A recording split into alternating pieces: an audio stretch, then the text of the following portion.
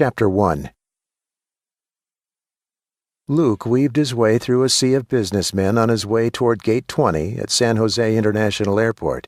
As he stopped to double-check the departures board, a teen wearing noise-canceling headphones bumped into his backpack. Luke dropped his hand to his waist where he typically carried a Sig Sauer P938.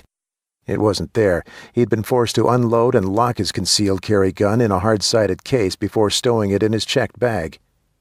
"Sorry, man," the kid mumbled as he melted back into the crowd. Luke dropped his hand to his side and tracked the kid until he disappeared into the bathrooms. Damn millennials had no respect. He returned his attention to the departures board. Flight delayed.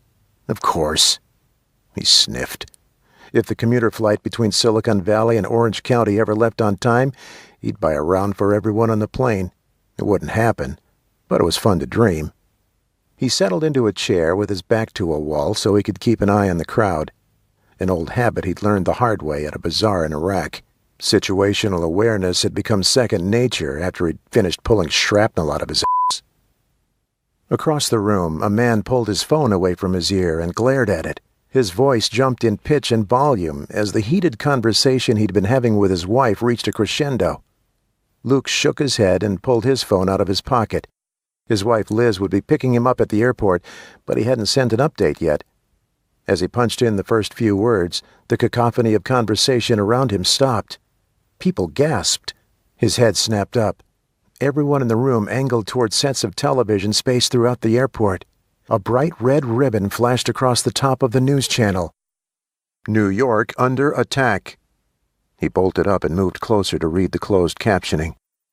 "Social media reports are streaming in from people outside of New York City." A shaky video shot through a maze of tall buildings captured a mushroom cloud in the distance. His stomach dropped. Adrenaline spiked through his veins. He forced himself to take calming breaths, assess, then react.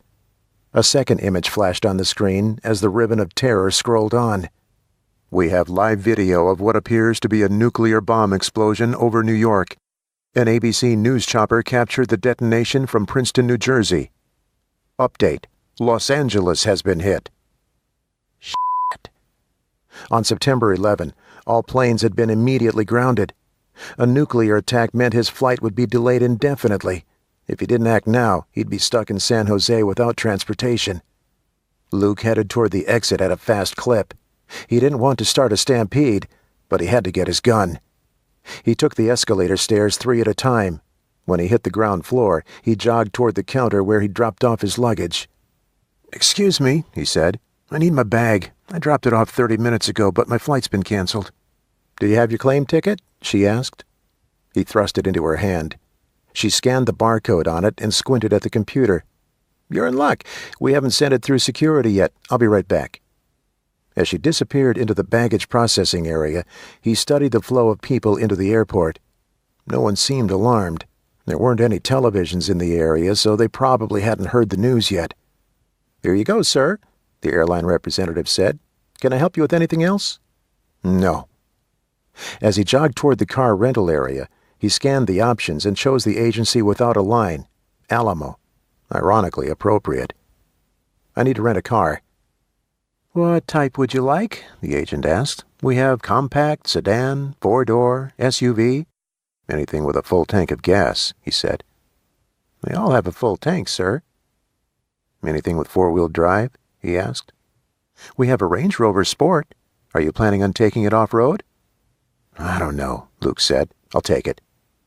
"There's an extra service charge because it's a—" "Here's my credit card. I don't care about the price." Luke thrust his card toward the man. "Okay, I just need you to fill out the rental agreement.